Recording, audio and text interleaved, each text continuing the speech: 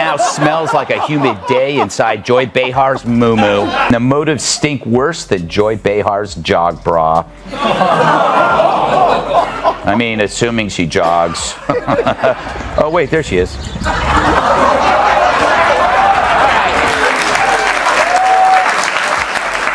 She has a point. Maybe I am obsessed, but some people are obsessed with Bigfoot, and they don't get to see him on TV every afternoon. And if they did, could they tell the two apart? I don't know.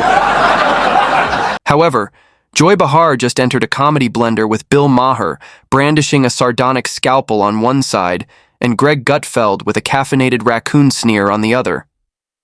What happens when these two join together? Complete comic devastation. Spoiler alert, Joy's ego didn't survive. If you've ever wanted to see a roast so vicious that it might be considered a controlled burn, get ready, because Maher and Gutfeld simply made Joy's whole perspective into a joke. By the way, out there, that hat that you keep wearing, that red hat that says "Make America Great Again," that tells people that you go along with this. So you might as well just put a swastika on the hat. Don't do that. Don't do that. Because we see it anyway. I'm not going to defend Donald Trump ever, but I would never say that we should put the swastika on the cap, because I think you can hate Donald Trump. You can't hate everybody who likes him. It's half the country. I don't want to live in that country. I don't want to live in the country where I hate half the country, and I don't hate half the country. How dare you disagree? As a retired theater teacher who recently discovered Twitter, Joy Behar has turned the platform into a gladiatorial arena of half-baked takes and overcooked outrage, proudly transforming every conversation into an unsolicited TED Talk that no one asked for. According to Behar, there are three things in life that seem unavoidable: death taxes and shoehorning her political wisdom into daytime television. This week, Joy Behar accused Elon Musk of being pro-apartheid, but then begged him afterwards not to sue. Musk lawyers have yet to comment because they're still checking to see if it's legal to sue a cow.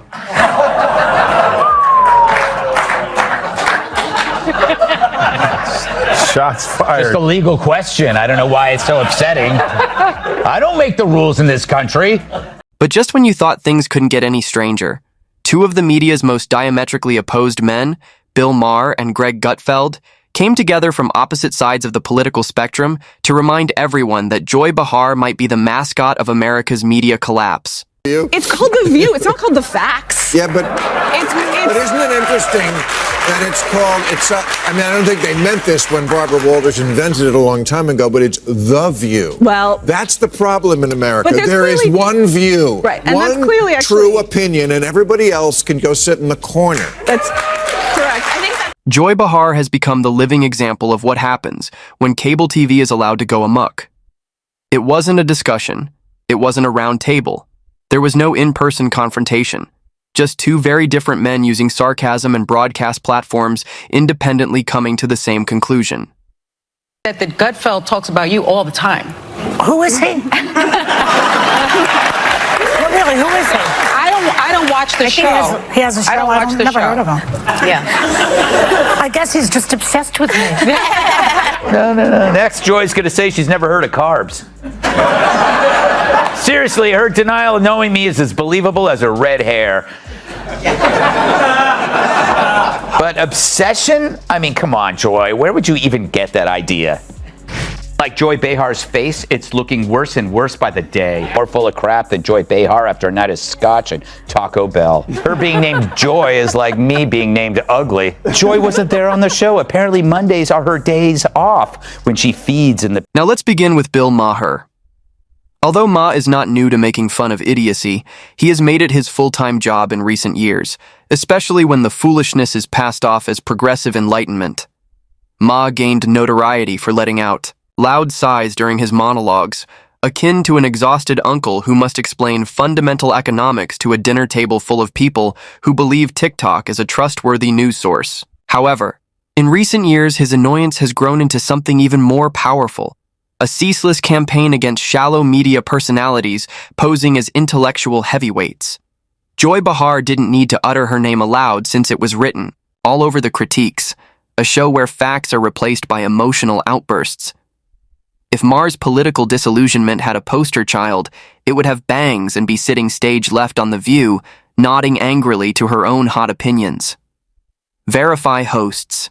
who accept acclaim for true information and a panel that views dissent as a personal betrayal. Checkmate. He attacked the very culture that Behar has been promoting to audiences for decades with a rhetorical sledgehammer. He rolled his eyes at the performative virtue signaling and roasted the fixation on outrage as entertainment. As he was busy analyzing, liberal groupthink. Like it was a frog in biology class, it became abundantly clear who that frog looked like. Behar was the inspiration, not just someone caught in the crossfire. Tamar Behar is an example of a progressive parody, the kind of liberal who believes that shouting louder makes you a better writer, who sacrifices subtlety for smugness, and who feels that the best way to convey moral superiority is with a dramatic eye roll and a side of condescension. Them to pay attention to words like vermin and poisoning the blood and the Third Reich. That's all. That's really what I'm asking. They see Trump as a comedian. They see him as a clown who says crazy things. They saw Hitler like that. Right, okay, but that doesn't mean, you can hate Trump. You can't hate everybody who likes him. It is. If Bill Maher is the guy at the bar drinking scotch and challenging your reasoning, then Joy is the one getting up on the table to say she's offended on behalf of the entire planet. And Mars's scathing remarks weren't just surface level. They were drilled into it like an oil rig driven by sarcasm and intellectual exhaustion. In Mars's world, political talk shows have turned into echo chambers of emotional theater, and Joy Behar is now the disillusioned liberal, silently penning scathing essays in the Democratic Handbook. The witty youngster in the back row, Greg Gutfeld, is now receiving prime-time ratings for his teacher caricatures. When Gutfeld targeted Joy Behar, it wasn't a surgical strike. Rather, it was a stand-up routine with missile-grade sarcasm to him. Greg Gutfeld is like if your skeptical friend with a Twitter addiction were given a TV show, a desk, and permission to roast everyone. He doesn't go into detail about policy breakdowns or historical context. Instead, he just charges in with punchlines and the chaotic energy of someone who believes satire should sting a little. Behar is more than simply a misinformed pundit. She is hilarious gold, delivering tone-deaf statements with the delicacy of a fire siren and cloaked in the illusion of moral superiority. Getting hit with one of the worst hurricanes that will ever see. But she should know. Does anyone remember that time when she got carried away by Hurricane Sandy? Take a look.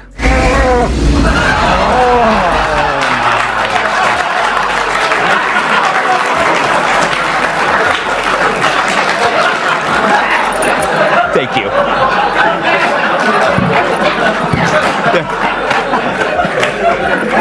Gutfeld mocks Behar as the result of media elitism, while Ma attacks her for what she stands for in liberal ideology. Someone who graduated from the school of shouting over guests, summa cum laude, doesn't need flowery metaphors. Instead, he just points out the absurdity and laughs until the audience joins in. It becomes painfully obvious that this isn't political analysis when you watch Gutfeld dissect one of Behar's on-air sermons with the elegance of an inebriated juggler. It's destruction, and he smiles as he frames her, resembling a bygone era, when network TV believed that having a strong viewpoint equated to having a good one. If you squint closely enough, Behar's interpretations are the intellectual equivalent of a baby hammering on a piano loudly. It's chaotic and technically beautiful. Despite the fact that Ma and Gutfeld are not friends and would probably avoid each other at a party, they were able to come to the same conclusion without even exchanging notes. Happiness. Both men experience the same symptoms, and Behar is the scene chapel of incorrect criticism, meticulously created over years in great detail and greatly overrated in worth.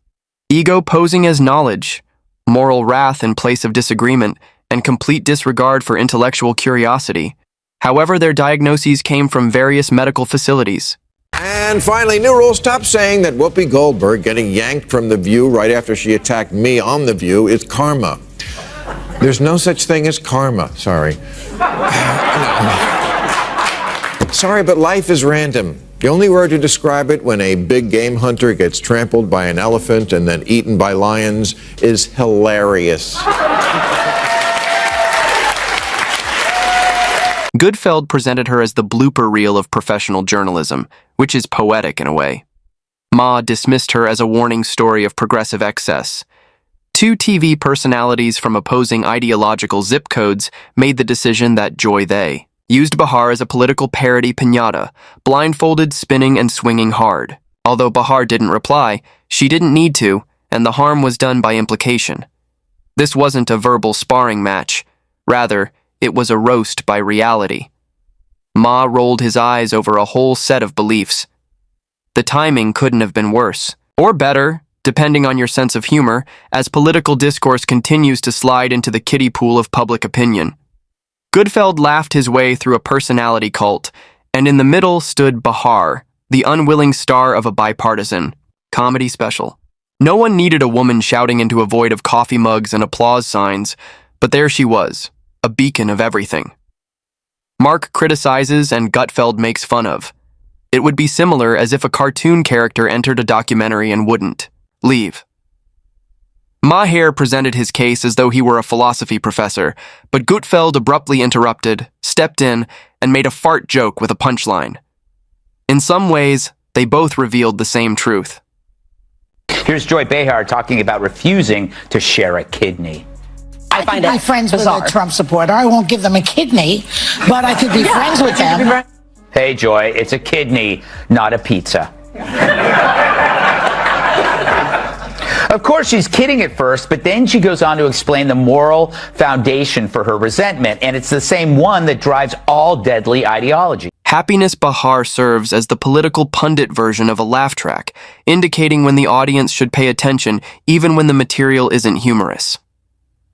Don't get me wrong, this isn't a personal joke, rather it's a celebration of culture.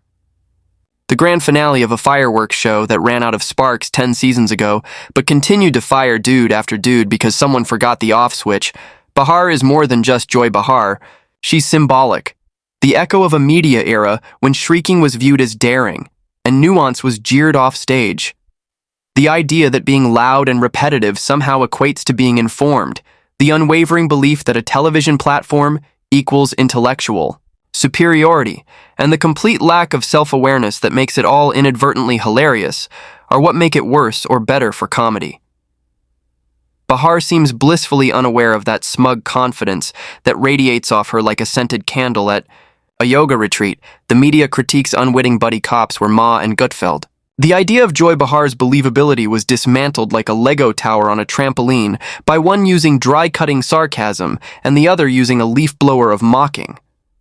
Ma didn't have to mention her name because his critique of shallow liberal commentary was so detailed that it nearly wore a red wig and requested an additional section on guns.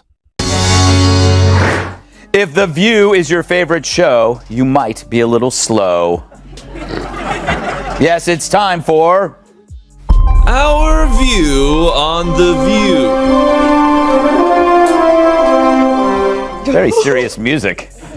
They love to play the race card because logic for them is hard. Gutfeld, on the other hand, didn't hold back and threw satirical grenades with the delight of someone who knows they will never be asked to brunch with the Viewcast and would rather not. Joy isn't the only thing that makes this roast so noteworthy. Behar was metaphorically bullied by two men who would rather wrestle porcupines than agree on dinner because of their laughter. No, it's not because Behar is some Machiavellian genius pulling ideological strings. Rather, it's because she is the walking, talking example of a cultural feedback loop that believes self-righteousness is a personality trait. As you can see, the show has evolved from a talk show to more of a group therapy session for the chronically overconfident Joy that doesn't debate. Gutfeld was smirking from his satirical dungeon, while Ma rolled his eyes at his high horse of lengthy monologues, which she claims she doesn't question, claiming it's a broadcast shrine to the holy gospel of unfiltered thoughts cloaked in smugness. About what we go over, because I got so many texts this week because she attacked me the week before. Sure. So she was, everybody was like, oh, Bill, I get you're enjoying the karma. First of all, I'm going to talk about this at the end of my show next week, teaser. But there is no fucking thing as karma, okay? Get over that. Whoopi attacks me on a regular basis. She says stupid shit on a regular basis. They just happen to coincide. And best of all, while not even belonging to the same ideological tax class, they both detected the same thing in the room. The deterioration of sincere conversation under the influence of meaningless applause lines. Happiness Behar is more than just a panelist.